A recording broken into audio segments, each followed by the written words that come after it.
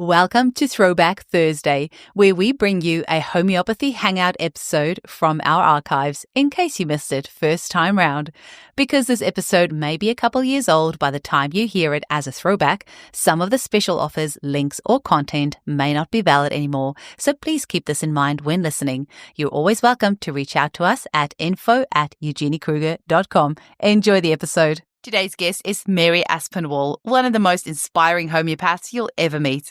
In the early 1990s, Mary designed a range of 4 internationally best-selling homeopathy kits, which are manufactured by Helios. She has spent the past 28 years educating the public about homeopathy and holistic approaches to health through her magazine articles, videos, website, and online courses. For the past 6 years, she has run Mary's Homeopathy Study Group on Facebook. It has over 40,000 enthusiastic members who support one another and share their love of this amazing healing art, and you are most welcome to join. Mary offers many free educational resources to get you started at www.maryaspinwall.com/resources. That's maryaspinwall.com/resources. Mary also has a Zoom-based practice offering in-depth constitutional care plans to treat clients all over the world. Please contact her assistant Lucy for more details at support@maryaspinwall.com. Enjoy the episode. Welcome to the Homeopathy Hangout, where we discuss all things homeopathy from around the world. And now my mum and your host, Eugenie Kruger. Hello, homies, and a very warm welcome to Homeopathy Hangouts. Today, we have a little bit of a treat for you. We have the absolutely lovely Mary Aspinwall on the show. Welcome, Mary. Thank you, Jenny. Lovely to be with you. It is so lovely to have you on here. Now, many people listening to the show are already going to know who you are, but I wonder, can you just maybe tell our listeners a little bit about your journey to homeopathy and how it discovered you? Yes, absolutely. So unfortunately for me, I was very unwell as a child and I had a lot of terrible sore throats and they became really nasty and my tonsils would be covered in pustules and I'd be very sick and I missed a lot of school and this went on and on and on and on. And I had lots and lots of antibiotics. And just before I was 18, I got glandular fever. Again, the same terrible sore throats, almost no airway, only able to sip a little bit of water and milk for about 2 months, lost loads of weight, looked like a skeleton, really, was in a terrible state. Managed to get myself relatively well again, but was still being plagued by these horrendous sore throats. And the antibiotics, of course, had taken a terrible toll on me because I'd been taking them since I was maybe 4 or 5 years old. You might say, why did nobody remove your tonsils? And my mother was a nurse and she was very anti removing tonsils. So it's how I managed to keep my poor raggedy old tonsils. But when I got to be 19, I had moved to London and I had a friend called Fred. And Fred said, oh, you want to go and see Dr. Dave? And at that stage, I was really over doctors because they had done all sorts of horrible things to me, like injected me with radioactive dye to try and find out why I had UTIs. And it was just one thing after another, and I was fed up. So I said, well, what's so special about Dr. Dave? And he said, he's a homeopath. And I said, well, what's that? Never had ever heard of homeopathy. So I thought, okay, well, if he's got a different way of looking at it, maybe I'll give him a chance. So I go and I still remember, I have moments in my life which are like crystallized memories. And I remember going into Dr. Dave's surgery and he had a guy from Africa studying with him, sitting there in the back. And I was about to move to live in Barcelona. And so there wasn't much the poor guy could do. And I was getting ready to go in a few weeks. But what he did do was he said, okay, I'm going to give you these 2 remedies. One was cantharis and the other was equisetum. And this was for what had happened was my throat issue was still going on, but more in the background. And then I had these awful, terrible burning UTIs. So he gave me the cantharis, said, no, you take that if you have a burning episode. And if you feel things are just sort of starting to go funny, take this. And he gave me equisetum, which was like to try and nip it in the bud when it was affecting the bladder. That's the idea, I guess. And so really it was acute prescribing. But you remember that I just suffered and suffered and suffered for so long with all this stuff and been poked and prodded and given all these awful drugs. So what happened was he said, oh, and you have to give up coffee. Now that was not good because I was a complete coffee freak at the time. I would drink easily 8 to 10 cups a day. So I gave up coffee. And after about a day, I felt so terrible. I remember calling Fred and saying, what has that guy done to me? I feel like I'm 100 years old. It was really just coffee withdrawal, I think. I was just crawling. I could hardly make it to work. I was exhausted. Everything was creaking. But then I never had a UTI, not for years. And I took the little pills with me to Barcelona where I was living. And if I ever felt something was going funny, I would religiously take the pills. And I reintroduced coffee, but I kept it like to a reasonable amount. And I was so impressed. I was so impressed. I continued to have a lot of health problems. And again, it was homeopathy really that led to this eureka moment. So after I had my first child and she was about a year old, I was still having these awful throat issues. And one day I went to the cinema. There was a cinema opening where we lived in London. And it was Harrison Ford. I was a bit partial to Harrison Ford. And it was Clear and Present Danger was the movie. Terrible movie. Absolutely awful movie. But I stayed till the bitter end, even though there was this weird smell in the cinema, which I later found out was because they put down a new carpet and there was carpet glue fumes in the cinema. Oh. Anyway, I got terribly ill from these carpet fumes. And I thought, this is so weird. And it was the same thing with my throat. But really bad. I mean, like, I thought I was going to die. I was seeing lights coming down. I was talking to these entities. It was like a sort of near-death experience. Like, are you ready to go? Have you had enough? You can go now if you want. And my daughter was one, and I said, I can't go. And they said, well, and they're like little spirographs on the ceiling, spinning around talking to me. And this big searchlight thing down next to me that you just go in there if you want. And I was like, no, I don't want to go. So they said, no, don't worry about it. Don't worry about it. Just go to sleep. Just rest. So, and the next day I was reading Miranda Castro's book, which is Never Far Away. I have a copy right here. Oh, yeah. I'll show it to you. This is why she's so pivotal in my life. I was reading this. I don't think she knows this story. Yay! So I was reading this book, the yellow version, the old version. Yeah. And I realized that all of my symptoms were mercury. It was almost like I was being looked after and someone was saying, this is the answer. Okay. So I got in touch with the cinema and I said, I'm not going to sue you or anything, but I'm just really curious.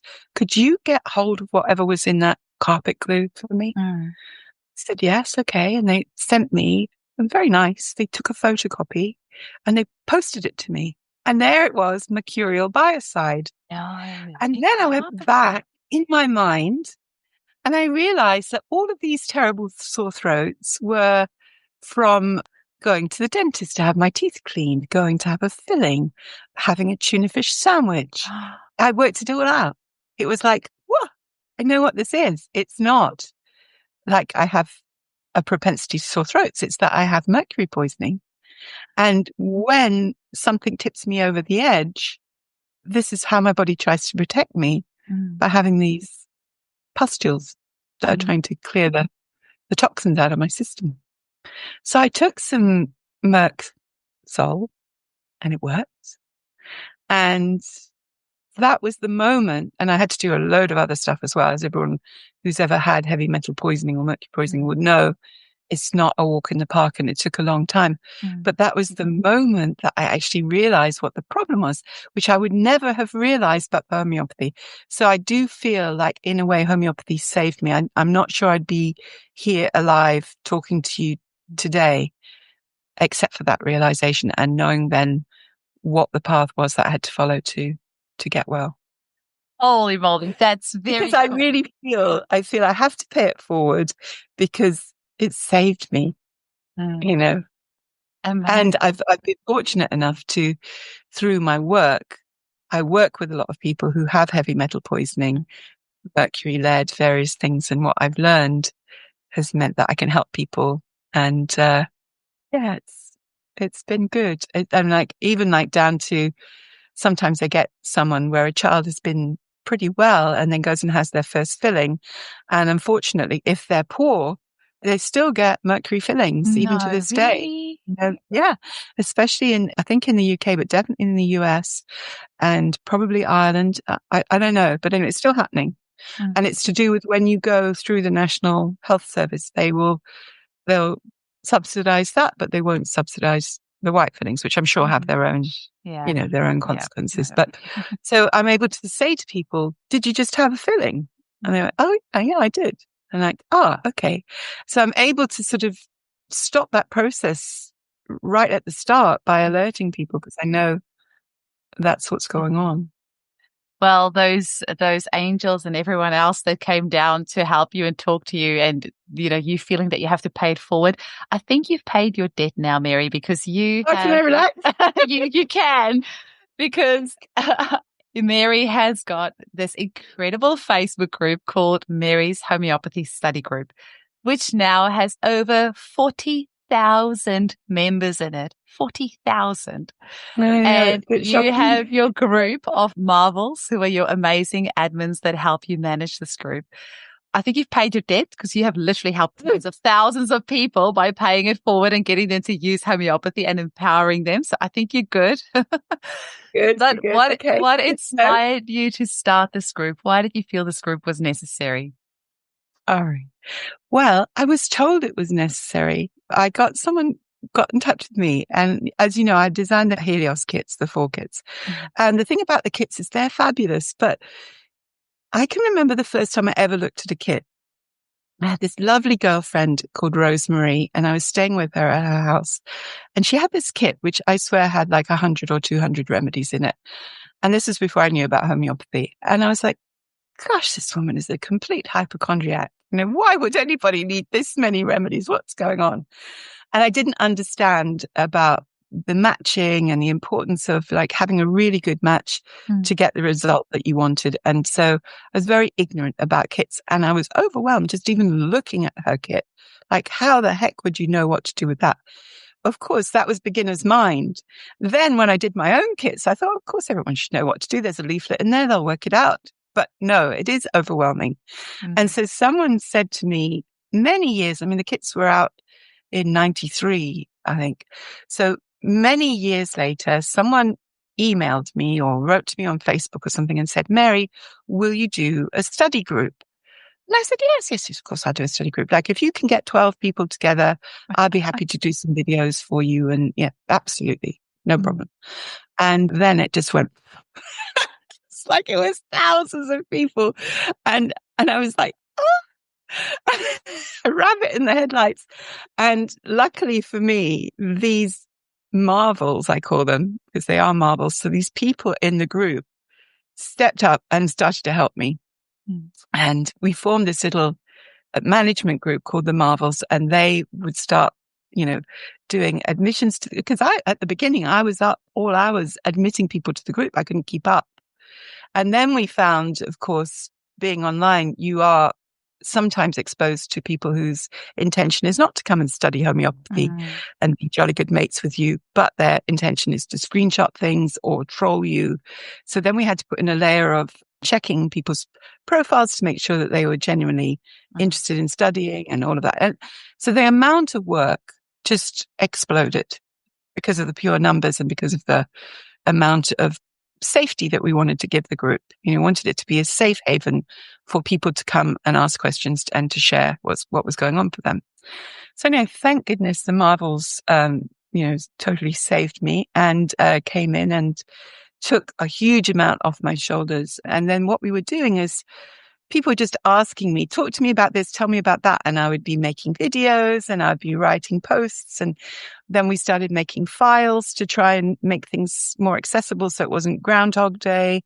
And we started doing hashtag everything, hashtag success story, hashtag name of remedy, so that people could start searching the group. And then the group itself, some of them became mini Marvels where they weren't actually in the management Marvel group, but they would be saying, oh, I had that problem and Mary said this, or look at this file, or here's a link to this video. And so they were actually pointing the newbies, as we called them, in the right place.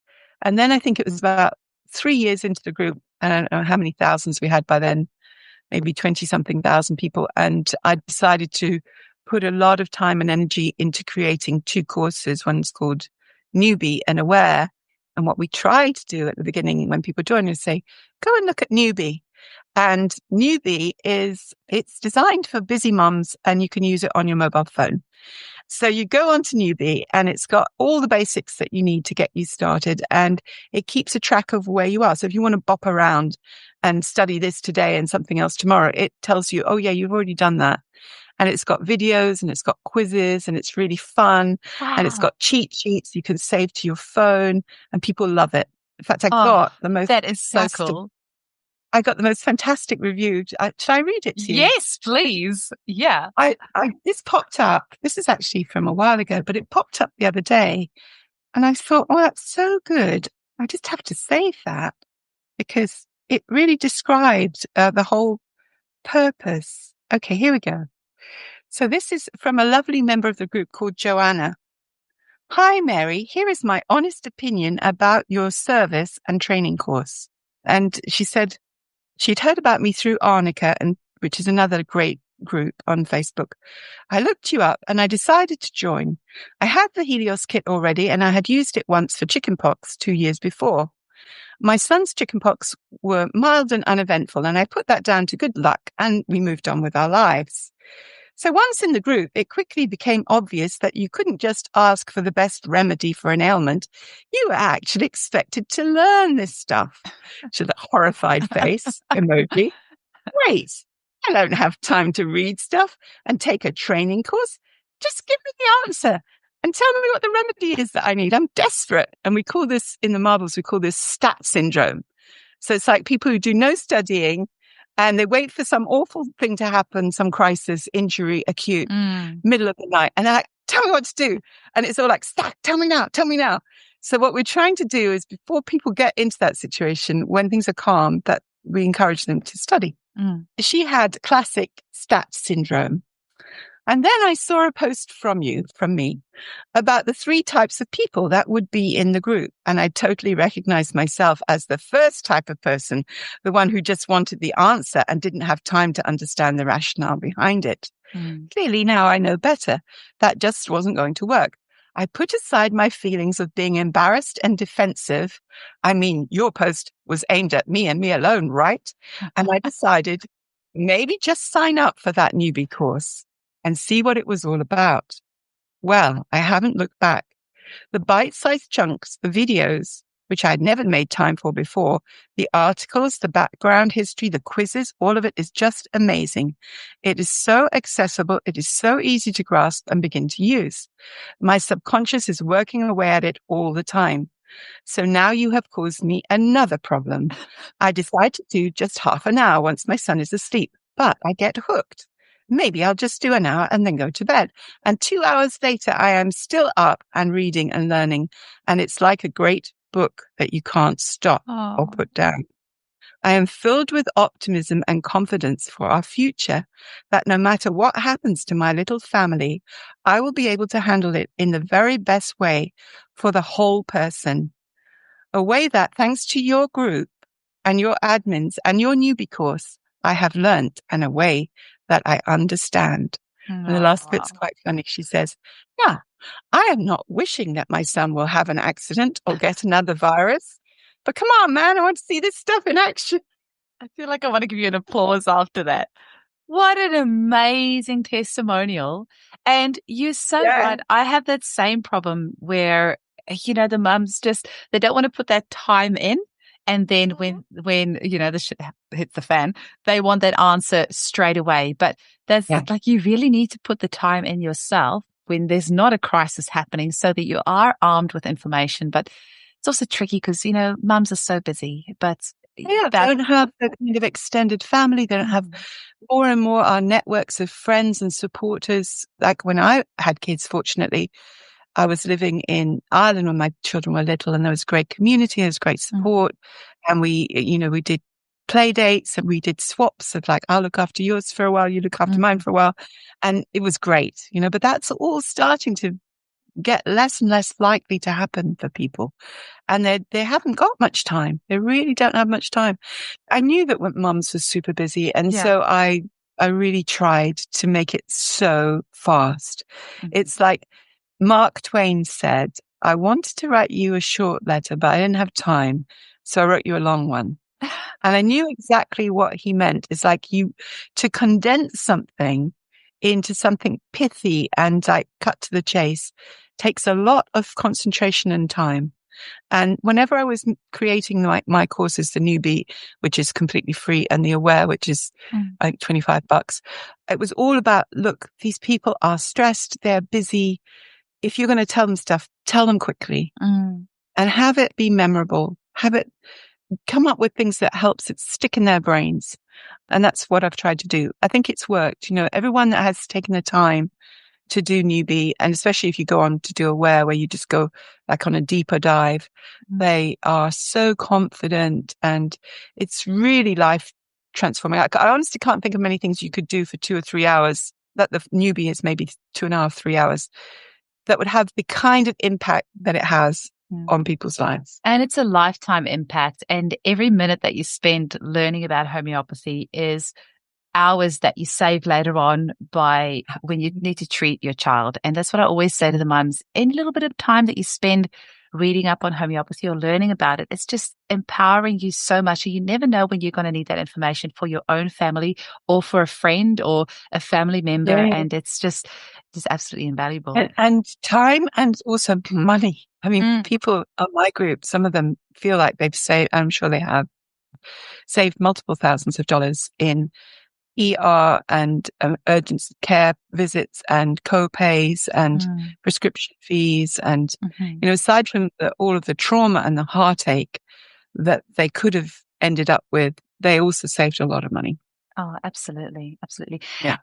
Can you tell us a little bit more about the type of rules in your group? So it's, that would be actually really nice. And you can imagine with 40,000 members, you have to have some pretty good structures in place to keep it consistent. And that's, I think, part of the things that make a group so successful. When you go there, you know what you're going to get. It's not a mushmash of different things. There's very clear and defined boundaries. And that actually is very nice because then you know what's allowed and what's not allowed. And it just creates for nice consistency and people feeling safe in that environment. So what are some of the rules that you have in the group that keeps it so successful? Okay. Yeah, absolutely. Well, I have to say it wasn't always like how it is today. It was like a very steep learning curve. So I used to moderate a little bit for Arnica, which is a group on Facebook, which is a natural approaches to healing type group. And it's great. It's a real free for all and everybody has their say. And one of the things that happened to me when I was working with that group was I made a comment about colloidal silver, I think it was, or tea tree or one of those things. And I said, well, you know, I am a little concerned that people are jumping out of the frying pan of antibiotics or antivirals or whatever, and they're going into the fire of natural, so-called natural biocides. But these things are still aimed to kill, you know, and when you go after something and try to kill it, it doesn't want to die. You know, it has a life force just like anything else. And so it will adapt and it will try to survive. And bacteria and viruses and fungi and parasites are fabulous adapters, and we are slow adapters. So you're basically picking a fight with something that's going to win. Now, it might not win straight away, and you might feel great initially. You know, it worked. Hey, yay. But it won't have killed everything. And for the rest of the things it didn't kill, it was like you sent them to training camp. So I used to say these things, and I wasn't very popular because it was like colloidal silver. It works. It's great. It's easy. I don't have to look anything up. I don't have to think about it. I just use colloidal silver. So I kind of stuck my neck out and I got, you know, a lot of pushback. And I thought, okay, well, that's fine. I've said my piece.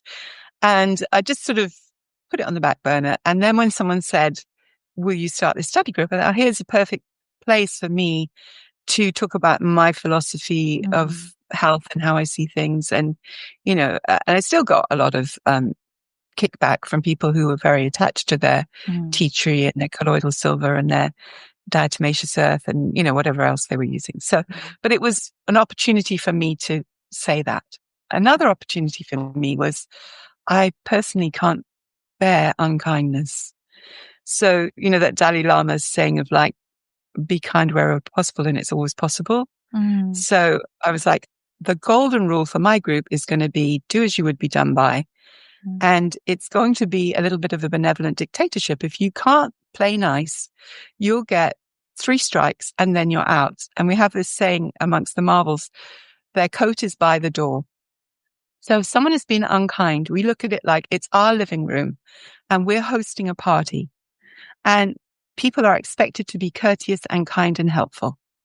And if they start to be rude and aggressive, they get a warning because maybe they're tired, they've got little kids, maybe they didn't sleep last night.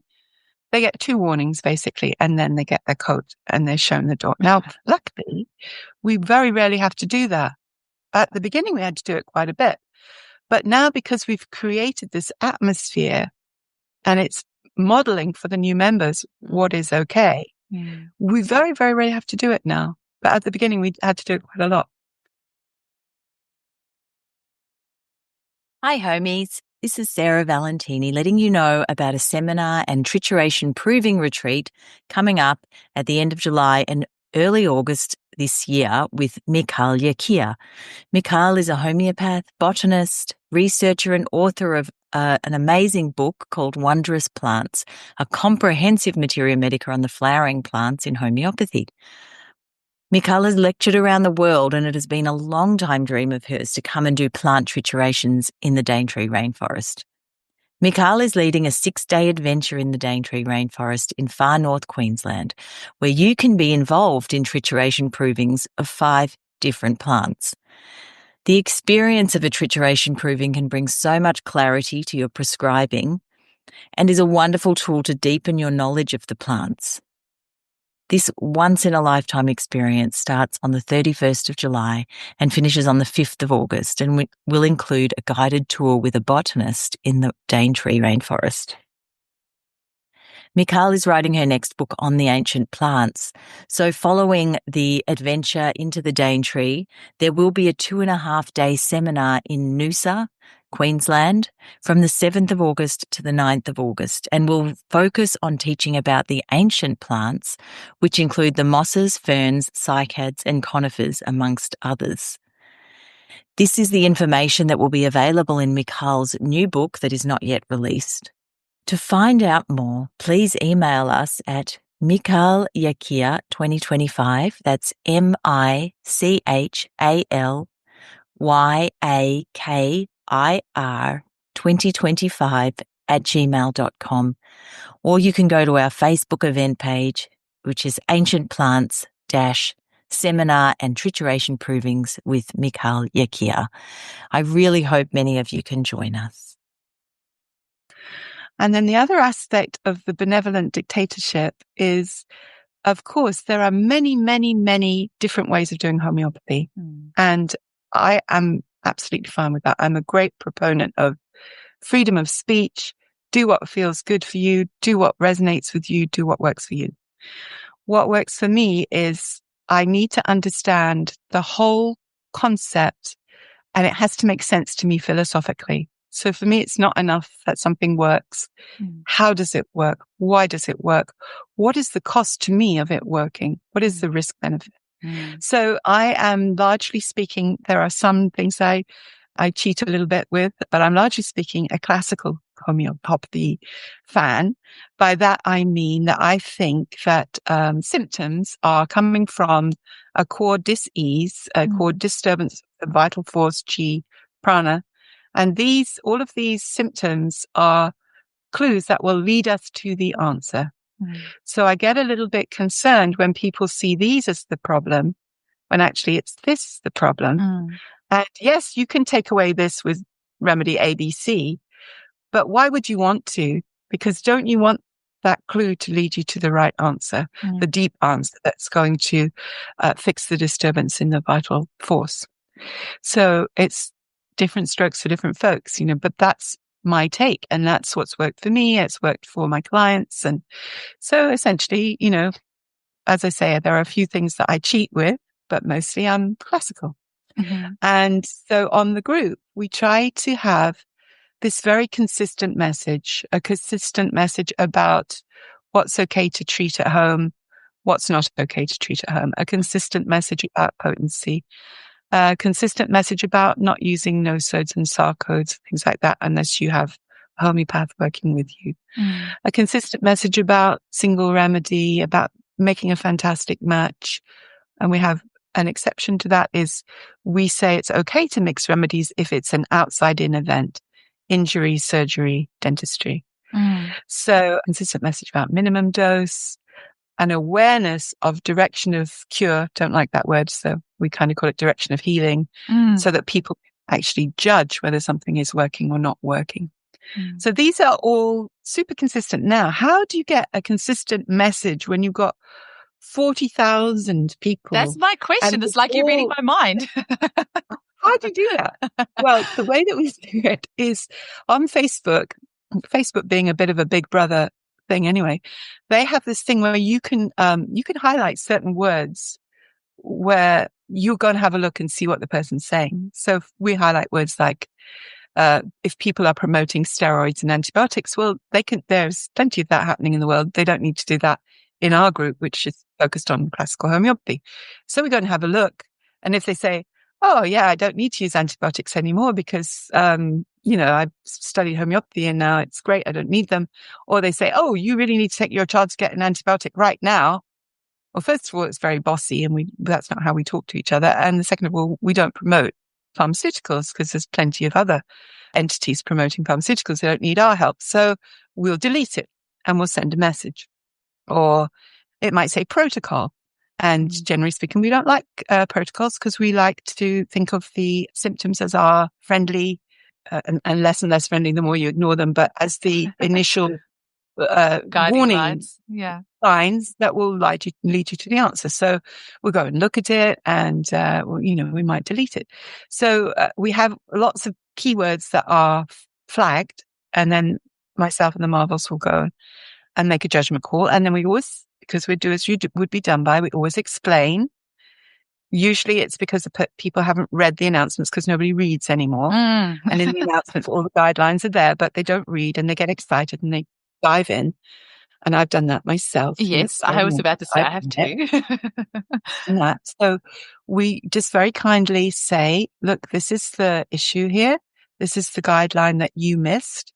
And then, if that person takes up a lot of moderator time by just constantly not paying attention to our guidelines, then we have to give them a friendly warning and then another warning and then their coat's at the door. So it's a dictatorship, and it's because that we have to think about what is the aim of the group. The aim of the group is to give very clear answers about one way, not the only way, but one way of using homeopathy. And the way that I feel has served me well, served my clients well, served my family well, a way that I can resonate with and get behind. And then if other people want to have a group about protocols or therapeutics or whatever, of course, have at it. And what will happen is people will go and they'll try out these different groups, try out these different ways of doing it, and they'll come to a conclusion about what resonates and works for them. So what I would wish, one of the things I'd wish for homeopathy is that everybody does their own thing and they put it out there and people try it and we let people make their own determination on what works for them and what doesn't work for them. But let's not be polarized about it or be mean about it. There's room for, it's a very broad church. I mean, there's lots of different ways of doing it. This is my way of doing it. And if you like it, come play with us. If you don't like it, then I'm sure you'll find something else that will fit you better. You have said that so beautifully, Mary, so beautifully. And that's one of the things I personally love about homeopathy, because it's so wide and broad and deep, and human beings are so different. So you can go and go out there and look at all the different options we have in homeopathy and go with the one that resonates with you. And that in itself is part of the healing process. So I'm completely with you. And it's very homeopathic if you think about it, because what you're doing is you're matching your needs to the group that you join or the book that you use or the software that you use or the remedies that you use. Or the homeopath that you choose. Resonating with a certain way of doing things, and it feels good to you. Absolutely. Oh, that was beautiful. That we need to put that in a slogan. I love that. And tell our listeners a little bit about what is CLAM and how do you use that? CLAMS. CLAMS. Yes. So what is that? Well, I was taught years ago that in order to take a particularly good acute case, and even when you're doing a constitutional case, the best practice is that for every symptom you get a CLAMS, and CLAMS is a mnemonic. And it stands for concomitants. That means what do you have with your main symptom? So your main symptom is a headache, and the concomitant symptom might be vertigo, dizziness with your headache. Okay. Next, location. Where is your headache? Specifically, is it occipital? Is it at the temples, forehead, vertex? Where is it? Tell us that. Also, if it moves, if it extends anywhere, like it starts at my vertex and it moves down to the the nape of my neck. We want to know about that. We want to know location and extension of location. A is a tricky one. That stands for etiology, and it's the old Greek spelling of etiology. And etiology is just a fancy name for cause, but we like it because it's a vowel, and you can say clams easier than you can say commover. So etiology is, what do you think caused this? Did you get some bad news over the phone? Did you get caught in a rain shower? What was the deal? Okay. M is modalities, what makes either you or your symptom better or worse. And S is sensation, which is type of pain usually, but not always. It could be, there's sensations like, I feel like I have a cobweb on my face and I'm doing this all the time. So that's it. That's CLAMS. So when people say, I've got a headache, what remedy will I take? Which is what new people say. Yeah. We say, please do a CLAMS. And they go, what's the CLAMS? And so then we put a little meme that tells them what a CLAMS is. And then they go away and they come back with a CLAMS. And then everyone that's up at that time, because of members all over the world, thank goodness, they all get their books out and they practice and they say, what about this? Read that. Now, we never say on our group, we never say do this or do that. Never. It's always read this, consider that, look at this, because we're a study group. So we're here to point you in the right direction, and you will go and make your determination of whether it's a good fit or not. So at the beginning, people don't have books. They're just putting their toe in the water. They don't know whether they want to spend money on a book. So I have made this website called remedyseeker.com, and we direct them there. Now, the reason why we direct them to remedyseeker.com, because there are other remedy finders online, and I have some issues with them. And so I'm a great believer in Buckminster Fuller said, if you don't like something, don't argue with it. I mean, I did try and reach out to people saying, is it a good idea to have for the general public a remedy finder that deals with kidney disease and suicidal thoughts? Because I don't think it's a very good idea, and didn't really get much response. So I thought, okay, I will go and create the Remedy Seeker site, because it will be injuries and acute illnesses and situations in pregnancy and situations in childbirth and situations when you're traveling in exotic climates. It'll be all those things, but it will be what's safe for the home prescriber to do. And it will say when you should be worried, when you should get help, what are the warning signs, all of that. So it will be not only effective, but also safe. Funny words now, but safe and effective. And so Remedy Seeker is about that. So if they haven't got a book, we say, go to Remedy Seeker, and you can either type in the issue or you can type in the name of the remedy that you've been told to consider, and it will pop up. And if you have an Apple phone, it will give you a free app as well, thanks to For Homeopathy, who are a fantastic nonprofit in the UK that paid to develop an app from some of my content. So what I'm trying to do with all my educational work is to take away obstacles for people. So for a lot of people, especially women at home with children, maybe they don't have an independent income. They're not working outside the home. Maybe they don't have a lot of money to spend on books or whatever. So my idea is like, well, let's get them to get their toe in the water and to try it. Even if it's just go down the local shop and buy arnica. Let's just get them to try it, because once they try it, they will move heaven and earth to find the money to get a kit or a book because they'll know it's amazing, but we have to get them past that first hurdle, if you like. And then they're completely sold and it's easy. Mm-hmm. So that's another resource that I created, remedyseeker.com. Like I said, you have definitely paid it forward enough. That is incredible. And Mary, it's nobody will ever know how much time and effort it takes to put together resources like that. I mean, when you were talking about that online course that you created, I had an hour and 40-minute online course I created about 6-7 years ago, but the hour and 40 minutes was just too long, and people kept saying, make it shorter. And, I managed to get it down to half an hour, but nobody will ever know how much work went into writing all that and making sure it is just the right amount of information to educate you, but not overwhelm you. And when it comes to writing resources, I've written little information sheets to go with my kids as well. And it just takes so much time to make sure you're just putting the right amount of information in there to help them and not too much to overwhelm them. So for you to have created this Remedy Seeker, and I mean, the files section in your Facebook group is phenomenal. You could put together probably a massive book with all of the information. Yes. File and section. I have got the beginnings of a massive book. Oh, good. Amazing, because I don't know whether you saw when I did. I was on Homeo Summit. I don't know whether you saw this, Eugenie, but I've always had this dream of writing a book which would be cradle to grave, like everything you can do with homeopathy at home, cradle to grave. Wow. Not a great title, obviously, because nobody likes thinking about graves, but nobody sleeps in a cradle. They're all co-sleepers. But the idea of like, this will be your whole life, and there'll be things that homeopathy can help you through at every stage. And so I have the beginnings of it. And I did this Homeo Summit thing, which, I mean, it's very short. Maybe it was like 40 minutes or something, trying to cram in everything that you could possibly do in a lifetime. Yeah, that would be impossible to do that in 40 minutes. I still think I'm going to have a go. And I've got the beginnings. I've got I've got the outline of it. And when I have a moment to bless myself, as they say, I will go and see what I can do with it.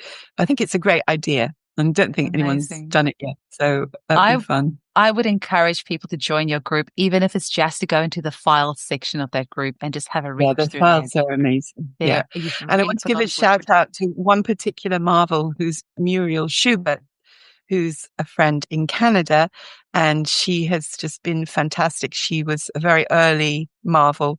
I think she maybe joined in the first year. She's been with me like 5 years or something.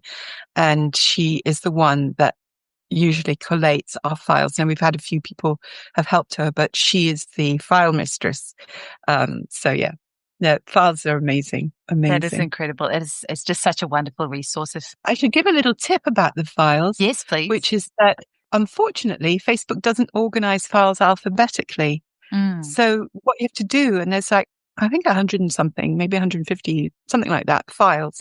And you just scroll through them all trying to find, I mean, it's quite exciting because you go, oh, I've forgotten about that one. That looks good. But you scroll through to try and find the one that you want. So Muriel has created an index. So if you can find the index, that has everything that's in there. Oh, that is cool. Have you got like a Have you got like a hashtag or something to find the index quicker, or do you just search for it in the group? No, that would be good if we had. I don't know. Pinned posts or something like that. Yeah, amazing. Or maybe we should, every week, we should just post the index. And then people can quickly scan and see what's in there. And anyway. Absolutely amazing. So, Mary, what are your hopes and your dreams for the future of homeopathy? Yeah, I knew that you were going to ask me that. Well, to be honest, I go from feeling super optimistic and then sort of being a little bit sad, like, is it going to happen in my lifetime? Because I'm getting on now. But what I would love to see homeopathy become a household word. I'd love everybody to know what it is and not confuse it with herbalism or something else, or naturopathy or whatever the typical things people mix up about. And I'd love everybody to just give it a try, because, there are a lot of closed minds and there's a lot of misinformation about homeopathy where people are absolutely sure they're right. And I think this thing of being absolutely sure you're right is extremely dangerous. And I don't think it's very scientific. I think it's anti-scientific. I think what we have is a kind of scientism where science has taken the place of religion, and people are super dogmatic and they're going, the science is in.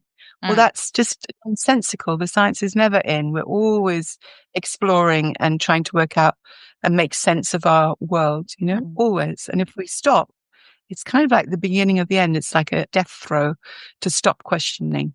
And yet we know so many intelligent people who have dismissed homeopathy, like it can't possibly work because it doesn't accord with what we understand up to now about science. So I would wish for those people that they just set aside their certainty and that they open up their minds, because the healthiest mind is an open mind. I love trying to stay, and I don't always succeed, but I love trying to stay in a don't know state of mind. Like I really like not having strong opinions. I like trying to understand everybody's take on something. And then I'll say what my take is, but I don't want to shut down. Like, say, when I was growing up, I would consider myself to be left of center politically. And when I moved to the States, I started through my group mostly to meet people who were more to the right. And, at the beginning, it was almost like meeting people from a different planet, because I'd been in a bit of an echo chamber of my own, my friends and I shared similar views. And I started to really listen to everything that they had to say. And I could see that we had so much in common, and so that's where I'm going now, where I wouldn't label myself as being X, Y, Z. It's like I have a whole varied gamut of thoughts and ideas, and I just want to be in that don't know state and learning and expanding and being open to more and more influences. And some of them I'll decide are not for me, but I don't want to be in an echo chamber. And I would wish that for the people who've closed their minds to homeopathy, because they are missing out on something phenomenal. And they're often very strident and aggressive, and they attack us and they troll us, but there's no need for that. They can just do their own empirical scientific experiment where they just try something. They burn themselves while they're cooking and they take a cantharis. Something as simple as that. You know how long it takes to recover from a bad burn. Try it. What have you got to lose? So that's what I would wish. I would wish for people to be more tolerant and open-minded, and they might discover something truly incredible. I'm a little bit sad that we have to finish because I could listen to you all day long. You just ooze this gentleness and kindness and just this beautiful, beautiful sparkling light. And it is just such a treasure to, finally get to have a proper chat with you. And I actually posted in your group and I said, I'm so excited that I get to interview you. What sort of questions do you guys want me to ask Mary? And quite a few people asked to share some of your crazy success stories and, crazy remedy matches that you found and how you got to those and what were some tricky cases that you've had and how did you overcome that and what were some of your failures. And before we started this podcast, we actually agreed that that's going to be a whole other episode in itself. So although I'm very sad to say goodbye, it's just goodbye for now, because there will be an installment 2 where we're going to be diving a little bit more into that. And now that I've said it and it's going to go out, we have to do it. Yes, exactly. Yeah. Mary, I do like to just check in. My clients are very, very kind and they let me share, but of course I always like to check with them and get their written permission. And it takes a while to put some fabulous questions, but it will take a while for me to put the case files together and to do it properly. So thanks to everyone that came up with those great questions, and we will get to them, we promise, and we are on record as saying that. Absolutely. But all of these things that I've been talking about, my group and the Remedy Seeker and the app and the courses, if you go to www.maryaspinwall.com and they do /resources, there's a page there that has everything all in one spot. So from there, you can go off and do whatever you want to do if you're going to dive in. That is very cool. Which I cool. encourage everyone to do. Dive in. Okay, so maryaspinwall.com /resources. That's I it. will definitely put that in the show notes. That is Great. wonderful. Yeah. Mary, thank you so much for your time. Thank you so much for the work that you're doing to help thousands of people so selflessly all around the world to have happier and healthier, more empowered lives. And just thank you so, so much. Well, I get a huge amount of pleasure from it. Really huge. So thanks to everybody that's joined me. It's been so much fun. Really great. Thank you. Hi, homies. This is Sarah Valentini letting you know about a seminar and trituration proving retreat coming up at the end of July and early August this year with Michal Yakir. Michal is a homeopath, botanist, researcher, and author of an amazing book called Wondrous Plants, a comprehensive materia medica on the flowering plants in homeopathy. Michal has lectured around the world, and it has been a long-time dream of hers to come and do plant triturations in the Daintree rainforest. Michal is leading a 6-day adventure in the Daintree rainforest in far north Queensland, where you can be involved in trituration provings of 5 different plants. The experience of a trituration proving can bring so much clarity to your prescribing and is a wonderful tool to deepen your knowledge of the plants. This once-in-a-lifetime experience starts on the 31st of July and finishes on the 5th of August, and will include a guided tour with a botanist in the Daintree rainforest. Michal is writing her next book on the ancient plants. So following the adventure into the Daintree, there will be a 2.5-day seminar in Noosa, Queensland, from the 7th of August to the 9th of August, and will focus on teaching about the ancient plants, which include the mosses, ferns, cycads, and conifers, amongst others. This is the information that will be available in Michal's new book that is not yet released. To find out more, please email us at michalyakir2025, that's MICHALYAKIR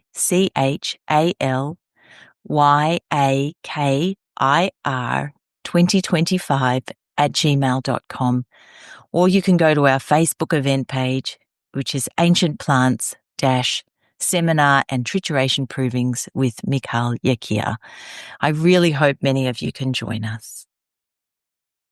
If you've been listening to my podcast for any length of time, you would have heard about the groundbreaking conference called Unleashing Homeopathy, which I hosted with fellow colleagues in Bali last year. Well, guess what? We are doing it all again. Unleashing Homeopathy is for qualified homeopaths who are ready to push the boundaries and dare to think beyond convention. Enjoy listening to world-class speakers featuring Michal Yakir, Ambika Waters, Paul Theriault, Carol Boyce, Janie Lavelle and Lizzie Martinez. You too can be part of the sacred cacao ceremony under the banyan tree, hosted by Janie Lavelle and Reita Poyoinen, to deepen your connection and set powerful intentions.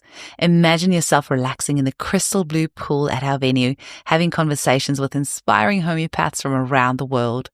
Immerse yourself in the vibrational power of a group sound healing journey. And to top it all off, buffet lunch and dinner, as well as morning and afternoon tea, is included in the ticket price. What more could you ask for? Half of the tickets have already sold and early bird closes on 31 March. Grab your ticket at unleashinghomeopathy.com before they sell out. See you in Bali.